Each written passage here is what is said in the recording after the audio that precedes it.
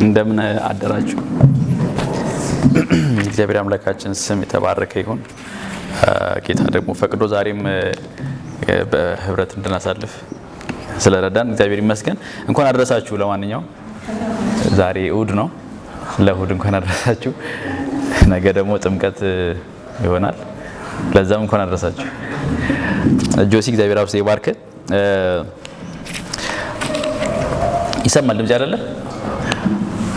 ዛሬ እንድናይ ማስበው ሐሳብ በመጽሐፍ ቅዱስ ውስጥ 3 ቦታ ላይ የተጠቀሰ ቃል ነው። ቃሉ 3 ቦታ ላይ ተጠቀሰ እንጂ ግን ሙሉን የመጽሐፍ ቅዱስን ሐሳብ የያዘ ቃል ነው እና ዛሬ የምናየው ሐሳብ የምናየውን ቃል ከመናገሬ በፊት ግን አንድ ጥያቄ ልጠይቃችሁ ፈልጋለሁ። ይሄም ጥያቄ ምንድነው? ከዚህ በኋላ ያለውን ቀሪ ዘመናችሁን ከምትወዱት ሰው ጋር አሳልፉ ብትባሉ ከማን ጋር ታሳልፋላችሁ? ያው ብሪት ያገባችሁ ሌላ መልስ አይቻልም። ግን ሁላችንም አለን አይደል የምናስበው ወድሜ ልካችን እንኳን ባይሆን ረጅም ጊዜ ከእናንተና ጋር ባሳልፍ። አንዳንዱ በፕሮፌሽኑ ሊመርጥ ይችላል፣ አንዳንዱ በሚያገለግልበት መስክ ሊመርጥ ይችላል፣ አንዳንዱ ደግሞ ካለው ቅርርበት አንፃርም ሊመርጥ ይችላል እና ሙሽሪት ያው ጥሩ አይደል አሁን ሙሽሪት ባሏን ቤተሰቧን ነው ቤተሰቦቿን ጥላ ከዚህ በኋላ ከባሌ ጋር ነው የምኖረው ብላ ወስና ትሄዳለች። እድሜ ልኬን ከሱ ጋር ነው መኖር የምፈልገው ትላለች። ባልየውም ልክ እንደዛው ከሷ ጋር ነው በቃ መኖረው ከዚህ በኋላ ብሎ ይወስናል እና አብሮ ለመኖር ሁሉም ይወስናል ማለት ነው። አንፎርቹኔትሊ ግን ዘላቂ ደግሞ አይሆንም ብዙ ነገር። አንደኛ ትልቁ አልቲሜትሊ እንትን ነው ሞት የሚባል ነገር አለ። ሞት ይለየናል ከዛ ከምንፈልገው ሰው ጋር አብረን እስከ መጨረሻው ድረስ እንዳንዘልቅ ማለት ነው። አንዳንድ ጊዜ ደግሞ የሥራ ሁኔታ፣ የአካባቢ ሁኔታ፣ የኑሮ ሁኔታ ይለያየናል። አንዳንዴ ደግሞ እንጣላለን፣ እንጋጫለን እና እንለያያለን። ይሄኛው ዛሬ የምናየው ሐሳብ እነዚህን ሁሉ ሐሳቦች የያዘ ነው። መጣላትም፣ መጋጨትም፣ መታረቅም እንደገና ደግሞ ሁልጊዜም አብሮ መኖርም ያለበት ቃል ነው። ቃሉ አማኑኤል ይባላል። አማኑኤል ትርጉሙም እንዲህ የሚል ነው ይላል ማቴዎስ፣ እግዚአብሔር ከኛ ጋራ ነው። ስለዚህ እግዚአብሔር ከኛ ጋራ ነው በሚል ሐሳብ አብረን እግዚአብሔርን ቃል ነው እናያለን። ይሄንን ቃል ቅድም እንደጠቀስኩት 3 ቦታ ላይ ነው የሚገኘው በመጽሐፍ ቅዱስ ውስጥ። 2ቱ በብሉይ ኪዳን፣ አንዱ በአዲስ ኪዳን ነው። የትንቢተ ኢሳይያስ ምዕራፍ 7፣ ምዕራፍ 8 እና ደግሞ ማቴዎስ ምዕራፍ 1 ላይ ይገኛሉ። እግዚአብሔር ከሰው ጋር የነበረው መቼ ነው? ወይ ደግሞ ሰው ከእግዚአብሔር ጋር የነበረው መቼ ነው ብለን ስንመለከት የመጽሐፍ ቅዱሳችን የመጀመሪያው ገጾች እሱን ነው የሚነግሩን። ምዕራፍ 2 ላይ እግዚአብሔር ሰውን ከፈጠረው በኋላ በኤድን ገነት አስቀመጠው እና ሰው ከእግዚአብሔር ጋር ጤናማ የሆነ ግንኙነት ነበረው፣ ሰላማዊ የሆነ ግንኙነት ነበረው። ያ ብቻ ደግሞ አይደለም፣ እግዚአብሔር በየጊዜው ደግሞ ያገኘው ነበረ፣ ይመላለስ ነበረ። ስለዚህ ሰው ሲፈጠር ራሱ ሪሌሽናል እንዲሆን ነው፣ ግንኙነት ያለው እንዲሆን ተደርጎ ነው እግዚአብሔር የፈጠረው። ምክንያቱም እሱ ራሱ በህብረት የሚኖር ስለሆነ አብ፣ ወልድ፣ መንፈስ ቅዱስ ከዘላለም ይኖር ስለነበረ እንደዛ አይነት ህይወት ስላለው ህብረት አለው ማለት ነው። ስለዚህ በዛ ነው እግዚአብሔር ሰውን የፈጠረው፣ በዛ ኢሜጅ ነው የፈጠረው። እግዚአብሔር ፍቅር ነው ስንል ሰውን ከፈጠረ በኋላ ለመውደድ የጀመረው እግዚአብሔር ከዘላለም ፍቅር ነው። ስለዚህ የሚወደው አካል አለ ማለት ነው። አብና ወልድ ጥልቅ የሆነ ፍቅር አላቸው፣ ጥልቅ የሆነ መከባበር አላቸው እና እግዚአብሔር ሰውን ከፈጠረ በኋላ በዛ አይነት ኢሜጅ ሲያኖረው እሱም ህብረታዊ እንዲሆን ነው፣ ህብረት ያለው እንዲሆን ነው። ሰው ከሰው ጋራ፣ ሰው ከፍጥረቱ ጋራ፣ ሰው ደግሞ ከእግዚአብሔር ጋራ እና እግዚአብሔር በመካከላቸው ስለነበረ ኤደን ገነት ለምለም ነበረች፣ ፍሬያማ ነበረች፣ ደስ የሚያሰኝ ነበረ። ከዚህም የእግዚአብሔር ፕሬዘንስ የእግዚአብሔር ሀልወት የሰፈነበት ቦታ ስለነበር ማለት ነው። መጽሐፍ ቅዱስ እንደሚነግረን ከኤደን ገነት ውጪ ያለው ቦታ ገና አልለማም ነበረ እና ሰዎች የተሰጣቸው ተልእኮ በዛ ውስጥ በእግዚአብሔር ፕሬዘንስ ውስጥ ሆነው ነገር ግን ደግሞ ሌላውን ያልተወረሰውን ቦታ እየወረሱ እንዲሰፉ፣ እንዲበዙ፣ እንዲባዙ ነበር የተሰጣቸው ተልእኮ። እግዚአብሔር ግን ከነሱ ጋር ስለነበረ ፍሩትፉል ነበሩ፣ ፍሬያማ ነበሩ፣ ደስተኛ ነበሩ። አንድ ቀን ግን ጠላት ያቀረበላቸውን ሐሳብ ተቀበሉ። ሁላችንም እንደምናውቀው እግዚአብሔር ከእናንተ ጋር የመሆኑ ጉዳይ እናንተን ሁልጊዜ በባርነት ለማኖር ነው። የራሳችሁ አቋም፣ የራሳችሁ መንግስት፣ የራሳችሁ ስርዓት እንዲኖራችሁ አይፈልግም እግዚአብሔር። እንደሱ እንዳትሆኑ ፈልጎ ነው አላቸው። ስለዚህ ያለው እሺ ምንድነው? ከሱ ጋር ያላችሁ ንብረት አቋርጡ፣ አቁሙና ውጡ፣ የራሳችሁ መንግስት መመስረት ትችላላችሁ ብሎ ኦፕሽን አቀረበላቸው። ይሄ ነገር መልካም ሐሳብ እንደሆነ ተመለከቱ። ይሄ መንገድ ደግሞ የሚገኘው እሱ አታድርጉ ያለው ነገር በማድረግ ነው። እሱ የከለከለበት ምክንያት ሁልጊዜ እሱ ጥገኛ ሆኖ እንዲኖሩ ስለፈለገ ነው። እናንተ ግን በራሳችሁ መኖር ትችላላችሁ እኮ ራስን ችለህ መኖር ትችላለህ የሚል ኦፕሽን ቀረበለት እና ሰው በዚህ ኃጢአት አዳምና ሔዋን በዚህ ኃጢአት ወደቁ። ከእግዚአብሔር ጋር የነበራቸውም ግንኙነት ተበላሸ። ተበደበቅ ጀመሩ፣ መፍራት ጀመሩ፣ መሸሽ ጀመሩ። በፊት እግዚአብሔር በኤደን ገነት ሲመላለስ ድምጹን ሲሰማ ደስ ይሰኝ የነበረው አዳም አሁን ግን ፈራው፣ ተሸሸኩ፣ ተደበቅኩ አለ። እግዚአብሔር ድምጽ ወዴት ነህ ሲለው እንደ ቀድሞ ሊመልስለት አልቻለም። ጤናማ ግንኙነት የነበረው ተበላሸ፣ ዲስቶርትድ ሆነ እና ይሄንን የሚያበላሸው ደግሞ ኃጢአት ነው። ስለዚህ ጠላት ወይም ኃጢአት ያበላሸው ዋነኛ ነገር ከእግዚአብሔር ጋር ያለንን ግንኙነት ነው። እግዚአብሔርን እንደኛ አባት ከኛ ጋር እንዳለ እንደኛ ወዳጅ ሳይሆን እንደ ኢነሚያችን እንደ ጠላታችን እንድናየው እንደኛ ምቀኛ እንድናየው የኛ በጎ ነገር እንደማይፈልግ አድርገን እንድናስበው ነው የሳለባቸው። ከዛም በኋላ ከኤደን ገነት ወጡ። ይህ ታሪክ ከወጣ በኋላ ሰው ከእግዚአብሔር ጋር ያለውን ግንኙነት መልሶ ሪስቶር ማድረግ ቢፈልግም ነገር ግን አልቻለም። ይሞክራሉ የተለያዩ ነገሮችን ለማድረግ የተለያዩ መስዋዕቶችን ለማቅረብ የተለያዩ በዙሪያቸው በነበሩት ህዝቦች በሚያደርጉት መንገድ እነሱ የሚያደርጉ ነበር። ሰው ሁሉ እንደዚህ ያደርግ ነበር፣ አምላክን ፍለጋ ማለት ነው፣ ያንን ግንኙነት ለማድረስ ነገር ግን አልቻለም። ግን እግዚአብሔር በራሱ መንገድ ደግሞ መጣ። እግዚአብሔር ከሰው በመራቅ ድረስ የሚሰኝ አምላክ አይደለም፣ ለሰው ቅርብ ነው። ወንድሞቼ እናቶቼ አንዳንድ ጊዜ በተለያየ አይነት የህይወት ፈተና ውስጥ ስናልፍ እንደዚህ ይሰማናል። እግዚአብሔር ሩቅ የሆነብን ይመስለናል። ሊቀርበን ደግሞ እንደማይሻ አድርገን እናስባለን። ኦፍ ኮርስ እስራኤላውያንም ይሄን አስበው ነበር፣ እንመለከታቸዋለን። ቅዱሳት መጻሕፍትንም ስንመለከት እግዚአብሔር ለነሱ ሳይሆን በእነሱ ላይ እንደተነሳባቸው የሚያስቡ በጣም በርካታ ሰዎች ነበሩ። እግዚአብሔር ግን እንደዛ አልነበረም። ሲጠፋ ወዴት ነህ ብሎ የሚመጣ አምላክ ነው።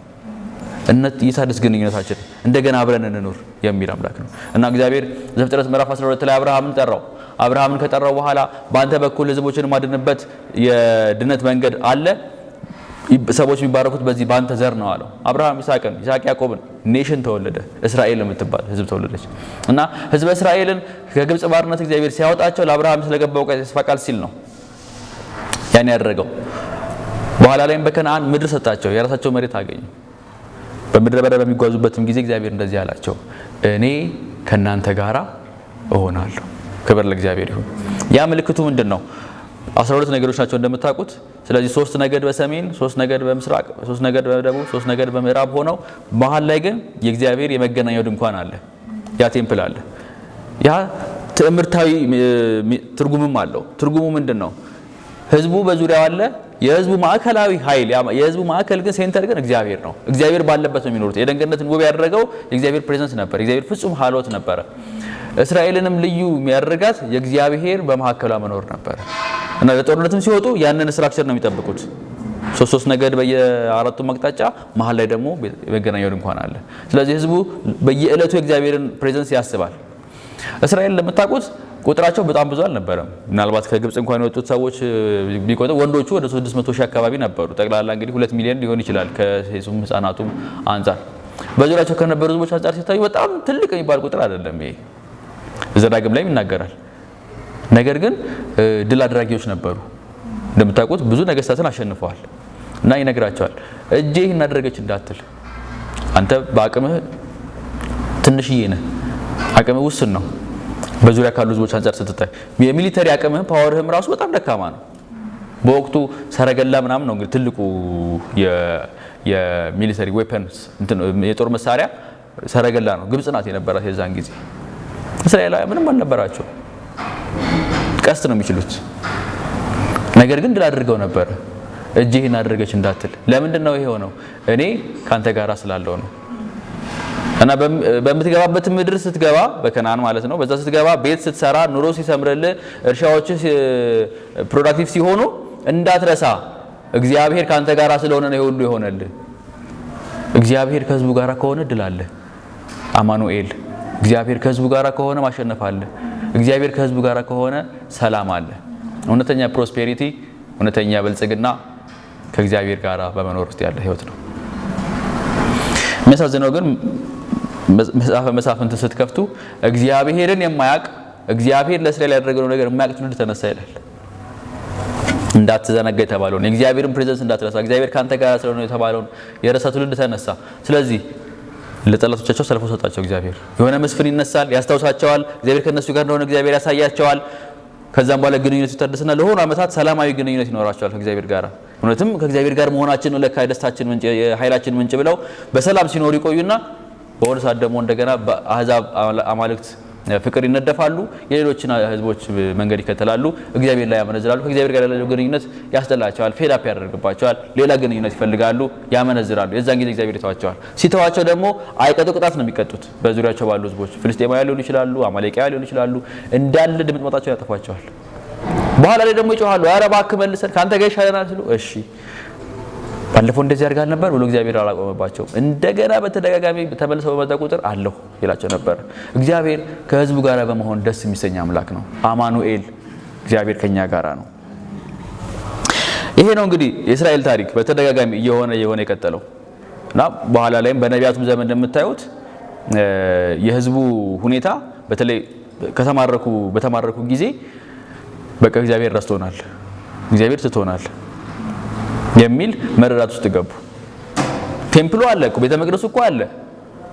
ቤተ መቅደሱ እግዚአብሔር ከነሱ ጋር የመሆን ልዩ ህዝብ የመሆናቸው ምልክት ነው።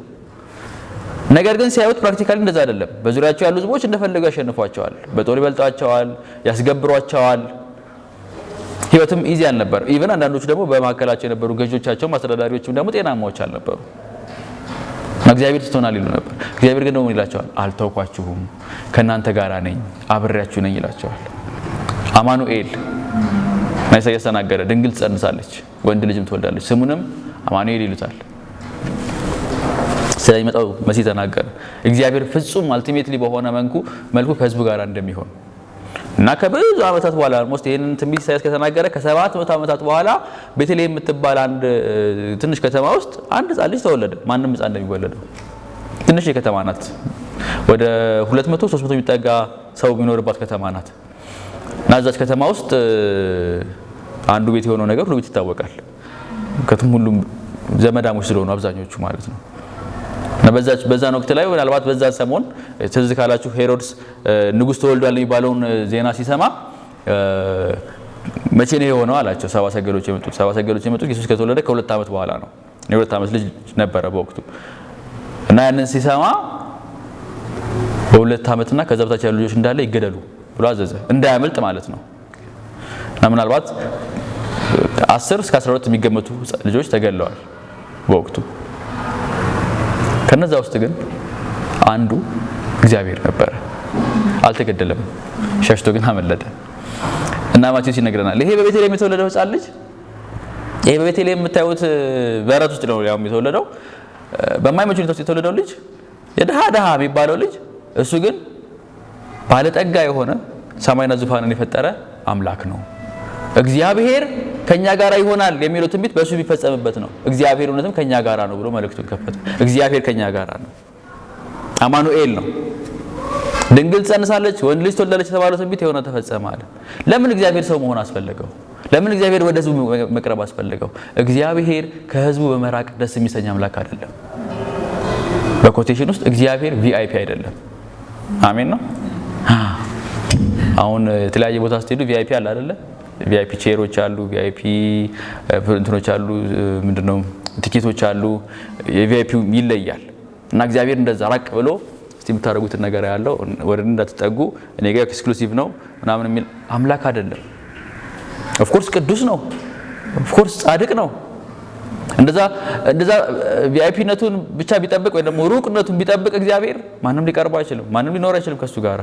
የሚገርመው እሱ ነው። በነገራችን ላይ እስራኤል ውስጥ እግዚአብሔር በመገናኛ ድንኳን ውስጥ ተቀምጦ ሲኖር ያ ቅዱስ የሆነው ፍጹም የሆነው እንከን አልባ የሆነው ሊቀረብ የማይችለው አምላክ ደግሞ ፍጹም ኃጢአተኛ በሆነ በተዋረደ እንደገና ታጥቦ ጭቃ በሚሆን ህዝብ ውስጥ መካከል ኖረ። እንዴት?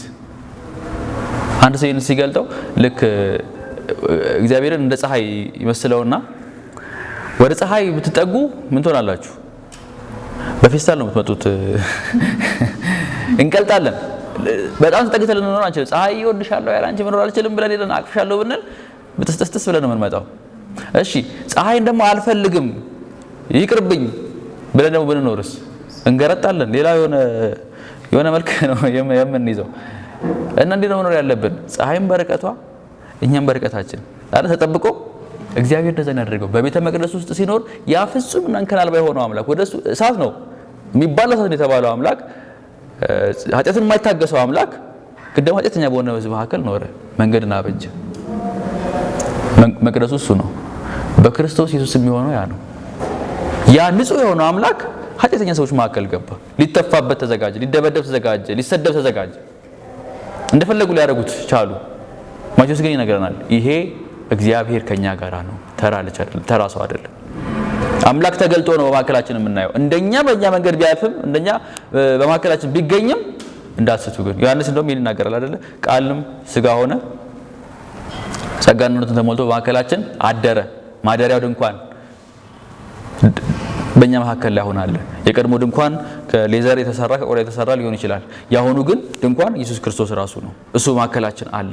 ያ ፍጹም አምላክ በእኛ በኃጢአተኞች ሰዎች መካከል ኖረ። ለምን? እሱ ከሰዎች ጋር በመሆን ደስ የሚሰኝ አምላክ ነው። ሩቅ በመሆንና ማይጠጋ በመሆን አይደለም፣ ሰው በመሆን ደስ ይሰኛል። እግዚአብሔር ከኛ ጋራ ነው እና ማቴዎስ ይሄንን ይነግረናል። ማቴዎስ በነገራችን ላይ መጽሐፉ እግዚአብሔር ከኛ ጋራ ነው የሚለውን አንዱ ዋናው ጭብጡ አንዱ እግዚአብሔር ከኛ ጋራ ነው የሚለውን ማሳየት ነው። ምዕራፍ 1 ላይ እግዚአብሔር ከኛ ጋራ ነው ይጀምራል አይደለ? ሲወለድ ጀምሮ ምዕራፍ 28 ነው አይደል? መጨረሻው ምዕራፍ 28 ቁጥር 20 ላይ ደግሞ ምን ይላል? እነሆ እስከ ዓለም ፍጻሜ ድረስ እኔ አታነቡትም? ማቴዎስ ስለዚህ እነሆ እስከ ዓለም ፍጻሜ ድረስ ከእናንተ ጋራ ነኝ። ከኛ ጋራ ነው እግዚአብሔር። የተወለደው ሕፃን ከኛ ጋራ ነው። ኢየሱስ ክርስቶስ ደግሞ ከሞት ከተነሳ በኋላ ደግሞ ምን አለ? እስከ ዓለም ፍጻሜ ድረስ ከእናንተ ጋራ ነኝ። በዚህ ማዕቀፍ ውስጥ ነው የሚነግረን እግዚአብሔር ከኛ ጋራ የመሆኑ እውነት እና በረከት ብሎ ነው ማቴዎስ እንዳለ የሚነግረን። በፈውሱ፣ በትምህርቱ፣ ባደረጋቸው ልዩ ልዩ ታምራታዊ ምልክቶች እግዚአብሔር ከሕዝቡ ጋር የመሆኑ ማሳያ ነው። እግዚአብሔር ከሕዝቡ ጋር በመሆን ደስ የሚሰኝ አምላክ ነው። አማኑኤል። ቤተክርስቲያንንም ስትመለከቱ ሐዋርያት ሥራን መጽሐፍ ስታጠኑ እነዚህ ወጣቶች በ10ዎቹና በ20ዎቹ መጀመሪያ ላይ የሚገኙ ወጣቶች ከተማዋን ነቀነቋት። ኢየሩሳሌም ማስፈራት ነበራቸው። ሰው ይፈራቸው ነበር፣ ያከብራቸው ነበር፣ ሪስፔክት ያደረጋቸው ነበር። እግዚአብሔር ሞገስ ከነሱ ጋር ነበር። የሚድኑ ሰዎች ይጨመሩ ነበር በእነዚህ ወጣቶች ስብከት። ጴጥሮስ ምናልባት በወቅቱ የ22 የ23 ዓመት ወጣት ሊሆን ይችላል። ግን የመጀመሪያው ሰባኪ እሱ ነበር። ሐዋርያት ሥራ ምዕራፍ 2 ላይ በመንፈስ ቅዱስ ከወረደ በኋላ ትዝ ካላችሁ ያን የአንድ ወጣት ልጅ ስብከት ሰብተው 3000 ሰዎች ወደ ጌታ ማህበር ተጨመሩ። ይሄ ልጅ እኮ ከጥቂት ሳምንታት በፊት ልዩ ልዩ አይነት ባህሪ ያሳየህ ነበረ። ወንድም ነው አይደል? እንደዚህ አይደለም ኔሽን ለመመለስ ወደ እግዚአብሔር የሚበቃ ስብከት ያቀርባል ተባለ ይጠበቅም ነበረ። ኦፍ ኮርስ ልጁ አይደለም፣ እግዚአብሔር ከሱ ጋር ስለነበረ ነው። መንፈስ ቅዱስ ከነሱ ጋር ነበረ። ጌታ ከነሱ ጋር ስለነበረ የሚናገሩት ነገር በሰዎች ልብ ውስጥ ተቀባይነት ያገኝ ነበር። የክርስቶስ ወንጌል ይሰበክ ነበር። የሚድኑት ሰዎችም ይጨመሩ ነበር፣ ይፈሩ ነበር ይላል። እንግዲህ በወቅቱ ሰዱቃውያን፣ ፈሪሳውያን የሚባሉ የሃይማኖት መምህራን አሉ፣ የሮም ጀነራሎች አሉ በከተማ ውስጥ የሚመላለሱ። ከነዛ በተለየ መልኩ ግን እነዚህ ሰዎች ይፈሩ ነበር፣ ይከበሩ ነበር። እነዚህ ወጣቶች ምንድነው ሞገሳቸው? ምንድነው ክብራቸው? ምንም። የትምህርት ደረጃ እንዳያቀርቡ ታዋቂ የሚባል አንድ መምህር እግር ስር ገብቷል ተማሩ። ባግራውንዳቸው ቢታይ አሳጥማጅ ሌላ ስራ ላይ የነበሩ ሰዎች ናቸው። እድሜያቸውን ቢታይ በጣም በስለዋል። ሞስት ግን 30 ሞልቷቸዋል። ኃላፊነት ለመቀበል ብቁ ናቸው ተብለው በማህበረሰቡ ዘንድ የሚሾሙ አይደሉም፣ ግን ወጣቶች ናቸው። ነገር ግን ሰማይና ምድር የፈጠረው እግዚአብሔር ከነሱ ጋር ነበር። ቅዱሱ መንፈስ ይሰጣቸዋል አላቸው ኢየሱስ ክርስቶስ። እግዚአብሔር ከነሱ ጋር ስለነበረ እግዚአብሔር ሰክሰስፉል ስኬታማ ነበሩ በአገልግሎታቸው፣ በህይወታቸው። ብዙ መከራ ውስጥ ቢያልፉም ነገር ግን ለእግዚአብሔር ወንጌል ስለሆነ እንደ ደስታ የሚቆጥሩበት ምክንያት ጌታ ከነሱ ጋር ከመሆኑ የተነሳ ነበር። ይሄ እግዚአብሔር ከህዝቡ ጋር የመሆን እውነታ እንደዚህ ብቻ የሚቀጥል ግን አይደለም። አልቲሜትሊ ደግሞ ይቀየራል። ታሪክ ይገለበጣል። መቼ? ዮሐንስ ራዕይ ምዕራፍ 21 ቁጥር 3 የመጨረሻው መጽሐፍ ምዕራፍ 21 አንድ ቀን እንደዚህ ይሆናል። ምንድነው ታሪክ? ወዴት ነው የሚፈጥነው ካላችሁ፣ ወዴት ነው የሚሄደው ካላችሁ፣ አንድ ቀን እንደዚህ ነው የሚሆነው። እንደዚህ ይሆናል። ምንድነው የሚሆነው? ቁጥር 3 ላይ ምዕራፍ 21 ቁጥር 3 ደግሞም እንደዚህ የሚል ቃል ታላቅ ድምጽ ከዙፋኑ ሲወጣ ሰማሁ። እነሆ የእግዚአብሔር ማደሪያ በሰዎች መካከል ነው፣ እርሱ ከእነርሱ ጋር ይኖራል፣ እነርሱም ህዝቡ ይሆናሉ። እግዚአብሔርም ራሱ ከእነርሱ ጋር ይኖራል፣ አምላካቸውም ይኖራል። ምንድነው የምንጠብቀው ወደፊት? በቃ እግዚአብሔር ከኛ ጋር ይሆናል። እግዚአብሔር ከህዝቡ ጋር ይሆናል። ትልቁ ጊፍት፣ ትልቁ ስጦታ እግዚአብሔር ከናንተ ጋር ከኔ ጋር መሆኑ ነው። አብሬያችሁ ነኝ ማለቱ ነው። አዳምና ሔዋን እግዚአብሔር የሰጣቸው ትልቁ ስጦታ በማከላቸው እሱ መኖሩ ነው። የእስራኤል ትልቁ ውበትና ክብር የእስራኤል ስኬት እግዚአብሔር ከነሱ ጋር መሆኑ ነው። የነቢያቱ አገልግሎት እግዚአብሔር ከነሱ ጋር መሆኑ ነው። ቤተክርስቲያን ድምቀቷ፣ ውበቷ፣ ፍሩትፉል የሆነችበት ምክንያት እግዚአብሔር ከነሱ ጋር ስለነበረ ነው። ወደፊትስ ምን ይሆናል? እግዚአብሔር ከህዝቡ ጋር ይሆናል። በመካከላቸው የህይወታቸው ማዕከል እሱ ይሆናል። ነገሮችን የሚያዩበት መነጽር እርሱ ይሆናል። አክብሮትና ስግደት የሚያቀርቡት ለእርሱ ብቻ ይሆናል። የሚገዙት ለእርሱ ብቻ ይሆናል። ደስታቸው እሱ ብቻ ይሆናል። ሌላ የሚያጓጓቸው ነገር የለም። ፌድ የማያደርግ ማለት ነው። አማኑኤል ይሆናል። እግዚአብሔር ከህዝቡ ጋር ይሆናል። እግዚአብሔር ከህዝቡ ጋር ሲሆን ምን ይሆናል? ያው ያየን ነበር እስካሁን ድረስ አይደል? አዳምና ሔዋን እስራኤል እግዚአብሔር ከነሱ ጋር ከመሆኑ የተነሳ የሆነላቸው ነገር አይተናል። በቤተ ክርስቲያንም እግዚአብሔር ከነሱ ጋር ሲሆን የሆነውን አይተናል። ወደፊትስ ምን ይሆናል? እግዚአብሔር ከነሱ ጋር ሲሆን ከህዝቡ ጋር ሲሆን በዋናነት አዲስ ሰማይ አዲስ ምድር በሚመጣበት ጊዜ ማለት ነው። ያለፈውን ታሪክ እስከዛሬ የነበረውን ታሪክ በአንድ ቃል ነው የሚገልጸው። ምን የሚል ቃል ይመስላችኋል? ቁጥር 4 ላይ እስከዛሬ ያለውን የሰዎች ትግል፣ የሰዎች ጩኸት፣ የሰዎች መከራ፣ ከእግዚአብሔር ጋር የመሆንን ትግል፣ እግዚአብሔር ከኛ ጋር ነው ከኛ ጋር አይደለም የሚለውን ግራ መጋባት በአንድ ቃል ነው የሚገልጠው። ምን ይለዋል? እንባ ይለዋል። ይሄ እንባ ነው። መቼም ከዓይናችን ስለሚፈሰው እንባ ብቻ አይደለም የሚናገረው። ወይም የዛን ቀን ላይ እንደ ፋውንቴን ብዙ እንባ እናነባም።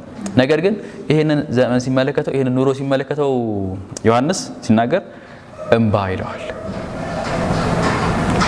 እንባ ምን ያደርጋል? እሱ ከዓይናቸው ላይ ያብሳል። ከእንግዲህ ወዲህ ሞት ወይም ሐዘን ወይም ልቅሶ ወይም ስቃይ አይኖርም፣ የቀድሞ ስርዓት አልፏልና።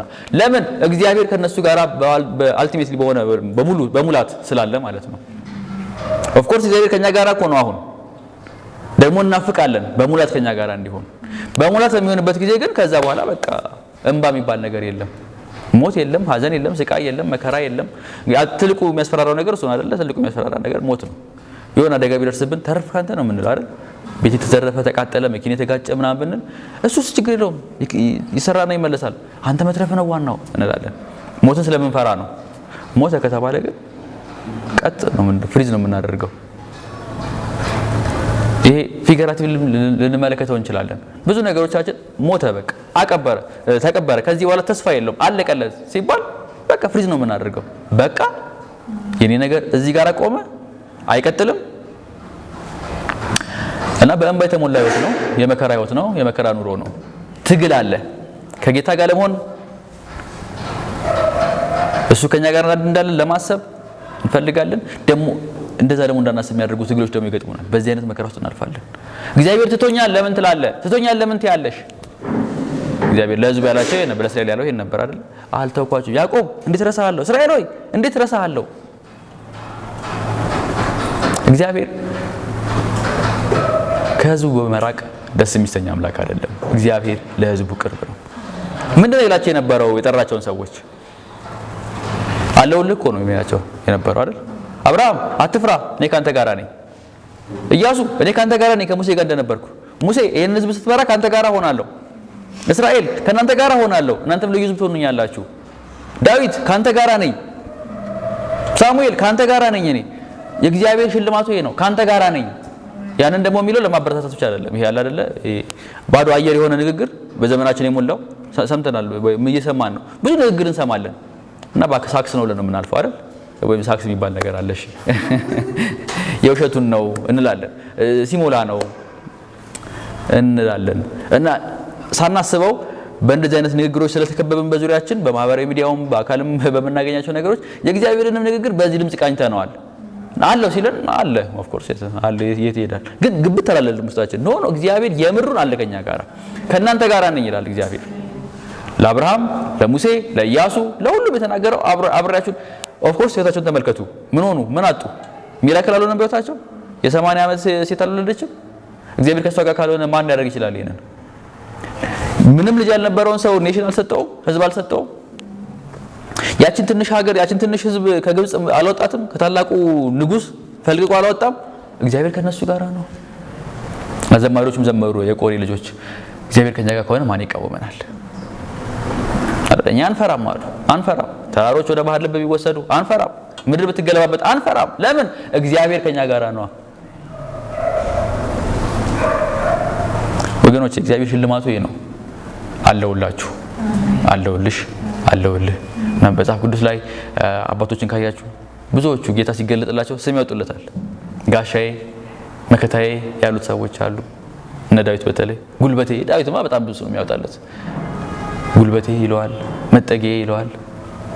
እና ይሄንን ትምህርት ይሄንን ቃል ሳነብ ይሄን ሳስብ እግዚአብሔርን አለልኝ የሚባል ስም ቢወጣለት ብያሰብኩኝ። አለልኝ እግዚአብሔር አለ። ወንድማችን እንደዘመረው እግዚአብሔር አለ ደግሞ ከኔ ጋር አለ አይደል ያለው? እግዚአብሔር ከኛ ጋር አለ። ስለዚህ ወደፊት የሚሆነው ይሄ ነው። በቃ ከእግዚአብሔር ጋር ነው የምንኖረው። እኔ ከናንተ ጋር እሆናለሁ። ትልቁ ሽልማት ይሄ ነው። ትልቁ በረከት ይሄ ነው። ትልቁ ተስፋም ይሄ ነው። እግዚአብሔር አንዳንድ ሰዎች ከናንተ ጋር ሊቆዩ አይችሉም። ነገር ግን የሆነ ነገር አድርግላቸዋል ሊሏቸው ይችላሉ። እግዚአብሔር ይባርካቸው እንደዚህ የሚሉ ሰዎችን። አብሬያቸው አልቆይም፣ እኔ ወደ ሀገሬ እመለሳለሁ፣ ወደ መጣሁበት ቦታ ሄዳለሁ፣ ወደ ሌላ ስራ አለኝ፣ ነገር ግን ለአንተ ይሄን ያህል ብር ሰጣለሁ፣ ይሄን ያህል ነገር አድርግልሃለሁ ብለው ቃል ይገባሉ፣ ያደርጋሉ። እግዚአብሔር እንደዛ አይደለም።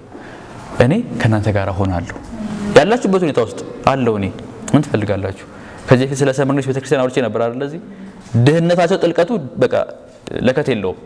መግዛት መሸጥ መለወጥ እንዳይችሉ ሆነው ነው የሚኖሩት። ነገር ግን ምን አላቸው? ከናንተ ጋር ነኝ። ጥቂት መከራ ውስጥ አልፋላችሁ። ሆነም እኔ ማለት ከናንተ ጋር ነኝ ማለት መከራ በቃ ማለት አይደለም። ግን የዘላለም ሕይወትን ሰጣችኋለሁ። ለጥቂት ጊዜ መከራ ውስጥ አልፋላችሁ። ነገር ግን እኔ ከናንተ ጋር ስለሆንኩኝ ይሄ ምንድነው አትከስሩም። እርግጠኛ ነኝ ለዘላለም በሕይወት ትኖራላችሁ። ፕሮስፐርድ ሆናችሁ ፍሬያማ ሆናችሁ ትኖራላችሁ። ነገር ግን አሁን ታገሱ ብሎ የነገራቸው። በቃ እግዚአብሔር ከናንተ ጋር ከሆነ ምን ትፈልጋላችሁ? ምን ልጠይቃችሁ እስቲ ዛሬ ራሴን የሚጠየቁኝ ስለነበረ ማለት ነው። ጥያቄ ምን እንፈልጋለን? ሌላ ነገር እንዘምራለን እኮ ስንዘምር አይደለ? ቢሞላ ባይሞላ ቢሳካ ባይሳካ አንተ ካለ በቂ ነው። እሺ መልካም ነገር ነው። ይሄንን ግን ኑሩት። በቃ እንኑረው። ሪል ስለሆነ ማለት ነው። ቃሉ የሚለው ስለሆነ መዝሙሩም እውነት ነው፣ ቃሉም እውነት ነው። ግን ይሄ ልባችን ውስጥ ስምጥ ያለልን አይመስልም። አደራችሁን ከዚህ ስትወጡ እንዳትረሱት። እግዚአብሔር ከእናንተ ጋር ከሆነ በቂ ነው። አራት ነገሮችን ተናግሬ ጨርሳለሁ። እግዚአብሔር ከኛ ጋር ከሆነ ወይ ደግሞ ይሄንን ማወቃችን ምን ይጠቅመናል? አማኑኤል ማወቃችን ምን ይጠቅመናል? አንደኛ በመናልፍበት መከራ ውስጥ መጽናት እንችላለን። ጉልበት የሚሰጠን የኛ ይሄ ወጣት ከሆነ የወጣትነት ጉልበት ወይ ደግሞ ግትር ከሆነ ግትር ባህሪው ወይ ደግሞ መከራ መቋቋም የሚችል ሰው የመሆናችን ጉዳይ አይደለም። በመከራ ውስጥ ስናልፍ እንድንጸና የሚያስችለን እግዚአብሔር ከኛ ጋር እንደሆነ ማወቃችን ነው። የምናልፍባቸው ልዩ ልዩ መከራዎች አሉ። በተለይ ትዝ ካላችሁ ያዕቆብ መጽሐፍ ሳጠኑ ምዕራፍ 1 ላይ በልዩ ልዩ መከራዎች ስታልፉ እንደ ሙሉ ደስታ ቁጠሩት ይላል። ዲና ያድርጉት አይደለም። ኦፍ ኮርስ ያለ ያለው መከራው ነው መከራ አይደለም። ይሄ እኮ መከራ እኮ አይደለም እንዴ ይሄ እኮ እንትን ነው ያልክ ሌላ ስም የሰጠኸው አምሮ አሞኘ ያለ ነው መከራ ነው፣ ችግር ነው፣ እየቀመስኳት ነው፣ ከልክ በላይ ሆኖብኛል። ነገር ግን በዚህ ውስጥ እግዚአብሔር ከኔ ጋራ ነው። ምን ይሰጣቸዋል ይላል? ጥበብን ይሰጣቸዋል። አብሮ መሆኑን በዛ እናያለን። ወገኖቼ የምናልፍበት ልዩ ልዩ መከራ ሊኖር ይችላል። ፋይናንሻሊ፣ ሳይኮሎጂካሊ፣ ፊዚካሊ በጣም ልዩ ልዩ አይነት ሊሆን ይችላል። ነገር ግን ወቁ አንድ ነገር እግዚአብሔር ከናንተ ጋራ ነው። በዛ ውስጥ እንድትጸኑ የሚያስችላችሁ ጌታ ከናንተ ጋራ በመሆኑ ነው። ሁለተኛው እግዚአብሔር በሰጠን ተልእኮ ውስጥ ልበ ሙሉ እንድንሆን ያደርገናል። ደቀ መዛሙርቱ ምን አላቸው? ወደ ዓለም ሁሉ ሂዱ፣ ወንጌል ለፍጥረት ሁሉ ስበኩ። በቃ ይሄ ብቻ ቢሆን ኖሮ ኪሳራ ይሆን ነበረ። እስከዛሬም መድረሱን እኔ እንጃ። ምክንያቱም ወንጌል ስብከት እንደምታውቁት ሐዋርያት ሥራ መጽሐፍ ላይም ራሱ ፍረስትሬት ያደረጉበትና ወደ ኋላ የለውበት ጊዜ ነበረ። ኢቭን ጳውሎስ እንኳን ስለራሱ ሲናገር የሞትን ድምጽ እስክንሰማ ድረስ ተስፋ ቆርጠን ነበር አለ። ተስፋ የሚያስቆርጥ ነገር ነበር። ነገር ግን ኢየሱስ ክርስቶስ ሂዱና ስበኩ ብቻ አይደለም ያላቸው። ምን አላቸው? እስከ ዓለም ፍጻሜ ድረስ ከእናንተ ጋር ነኝ። ጳውሎስ ምን አለ? ሁለተኛ ቆሮንቶስ ላይ እስከ ሞት ድረስ ድምጽ ሰምተን ነበር፣ ነገር ግን የሚያጽናና አምላክ አብሮን ሆኖ አበረታን። ስላጽናና ነው የምናጽናናችሁ እናንተን ብሎ ተናገረ። እግዚአብሔር ከኛ ጋር ከሆነ በምንሰብከው ስብከት በምንናገረው በተሰጠን ተልእኮ ውስጥ ኮንፊደንስ ይኖረናል። ልበ ሙሉ እንሆናለን። ለምን? እግዚአብሔር ከኛ ጋር አለ። አንድ መስሪያ ቤት ብንሄድ እዛ መስሪያ ቤት ውስጥ ሊከበር ወይም ደግሞ ጉዳይ ሊያስፈጽም የሚችል ሰው አብሮን ካለ በኮንፊደንስ ነው የምንመላለሰው አይደል እንዴ? በቃ እንደዛ ማለት በዚህ ምድር ስንኖር ሰማይና ምድርን የፈጠረው ጌታ ከኛ ጋር አለ። ተሰባሪ ያልሆነ ሸምበቆ ያልሆነ ሁሉም ማድረግ የሚችል ጥበበኛና ታላቅ አምላክ እግዚአብሔር ከኛ ጋር አለ። ስለዚህ ልበ ሙሉ ሁኑ፣ አትፍሩ፣ ጌታ ኢየሱስ ከእናንተ ጋር አለ። ሶስተኛ ምን እንማራለን? አማኑኤል ከኛ ጋር በመሆኑ ቅድስና ያለው ሕይወት እንድንኖር ያደርገናል። የተለየ ሕይወት አይደል ወንድሞቼ እናቶቼ? እግዚአብሔር ከኛ ጋር ነው ስንል የተለየ ሕይወት የተቀደሰ ሕይወት እንድንኖር ያደርገናል። አለ፣ ያየኛል፣ አብሮኝ ነው፣ ይሰማኛል፣ የማስበውን ያውቃል፣ በሱ ፊት ማድረግ አልፈልግም። ይሄ እውነት የገባው ልጅ ነበረ ዮሴፍ። ግብጽ የሚባል ምድር ገብቶ ከቤተሰቡ ተለይቶ ቤተሰቡ የሚያመልከውን አምላክ በግብጽ ምድር አይመለክም። እሱ ሌላ ዓለም ውስጥ እያለ ከጶጢፋራ ሚስት ለቀረበለት ግብዣ አንድ ቀን ብቻ አይደለም በተደጋጋሚ በአማላይ ቃላት በሚያባብሉ እንትኖች መንገዶች ዮሴፍ ግን ምን አለ? እግዚአብሔር ከኔ ጋራ ነው፣ አልበድልም፣ እሱን አላሳዝንም አለ። የቅድስና ሕይወት ይሄ ነው። የተለየ ሕይወት ይሄ ነው። እግዚአብሔር ከኛ ጋራ ነው ስንል በእንደዚህ አይነት የቅድስና ሕይወት እንመላለሳለን። በመጨረሻም ለነገ ተስፋ አለን ማለት ነው። አማኑኤል ስንል እግዚአብሔር ከኛ ጋራ ነው ስንል ተስፋ አለን ማለት ነው። ነገ ቅድም እንዳየነው ራእይ መጽሐፍ ላይ በፍጻሜው የሚሆነው ይሄ ነው። ኢየሱስ ክርስቶስ ይመጣል፣ ከህዝቡ ጋር ይኖራል። ስለዚህ ነገን ሳስብ፣ ጠዋት ስነሳ፣ አዲስ ቀን ሳስብ ትዝ የሚለኝ ኢየሱስ ክርስቶስ ይመጣና ከሱ ጋር እኖራለሁ የሚለው ነው። ወገኖቼ በምድር ላይ ተስፋ የምናደርግ ከሆነ ይላል ጳውሎስ ሲናገር ከሰው ሁሉ እጅግ ምስኪኖች ነን። ነገ የምታተርፈውን ብር ብቻ የምታስብ ከሆነ ተስፋ እሱ ከሆነ በጣም ምስኪን ነው ወንድሜ። ነገ የሚኖረንን ስራ፣ ነገ የሚኖረንን ሀብት፣ ሊኖረን የሚችለውን ወዳጅነት፣ ሊኖረን የሚችለውን ሌላም ነገር በምድር ላይ እናገኝ የሚችለውን ነገር ካሰብን በጣም ምስኪኖች ነን። በጣም ከንፈር የተመጠጠልን ወይኔ ሊባልልን የሚገባን ሰዎች ነን። የተጠራነው ለዚህ አይደለማ፣ ለላቀ ተስፋ ነው። እሱም ክርስቶስ ኢየሱስ ከኛ ጋር ይኖራል ለዘላለም። ያ ነው ተስፋችን። ጌታ ኢየሱስ ይመጣል። ሲመጣ ከሱ ጋር አብረን እንኖራለን። አዲስ ሰማይ፣ አዲስ ምድር፣ መከራ የሌለበት፣ ስቃይ የሌለበት፣ ሀዘን የሌለበት፣ ቤት ኪራይ ጭማሪ የሌለበት፣ ታክስ የሌለበት፣ ምንም ጦርነት የሌለበት ዓለም ውስጥ እንኖራለን። አሜን ነው። ያ ነው ተስፋችን። እግዚአብሔር ከህዝቡ ጋር ነው። እንግዲህ ላበረታታችሁ የምፈልገው ሐሳቤ ይሄ ነው። እግዚአብሔር ካንተ ጋራ ነው። እግዚአብሔር ካንቺ ጋራ ነው። ደስ ይበላችሁ። እግዚአብሔር ከህዝቡ በመራቅ ደስ የሚሰኝ አምላክ አይደለም። አብሮ በመሆን መከራን በማሳለፍ በመታገስ ደስ ይለዋል። ሰው የሆነው ስለምንድን ነው? ለዚህ አይደለ? ወንድሞቹ በስጋና በደም እንደሚካፈሉ እሱ ደግሞ በስጋና በደም ተካፈለ። ለምን? ሊረዳቸው፣ ፊሊንጋቸውን ኤክስፒሪየንስ ለማድረግ፣ የሚያልፉበትን የስቃይ መንገድ ለማወቅ። አንዳንዱን ጉዳይ እንኳን እግዚአብሔር አያውቀውም ልንል እንችላለን። ዓይንን የፈጠርኩኝ አላይምን አለ እግዚአብሔር። ጆሮን የፈጠርኩ አልሰማምን አለ። አንተ የተሰራልን ያስከው እሱ ግን ሰርቶት ነው። እና እኔ አልሰማም ማለት ነው። ለእስራኤል ለዛ አላቸው፣ እስራኤል እንደዛ አትበሉ፣ በፍጹም አትበሉ፣ አልተዋቸውም። እግዚአብሔር ህዝቡን በተው ደስ የሚሰኝ አምላክ አይደለም። እግዚአብሔር ካንቺ ጋር አለ። እግዚአብሔር ካንተ ጋር አለ። እግዚአብሔር ከኛ ጋር አለ። ይሄ እንድንሻገርበት የሚያስችለን መልህቃችን ነው። ክብር ለእግዚአብሔር ይሁን። እንጸልይ።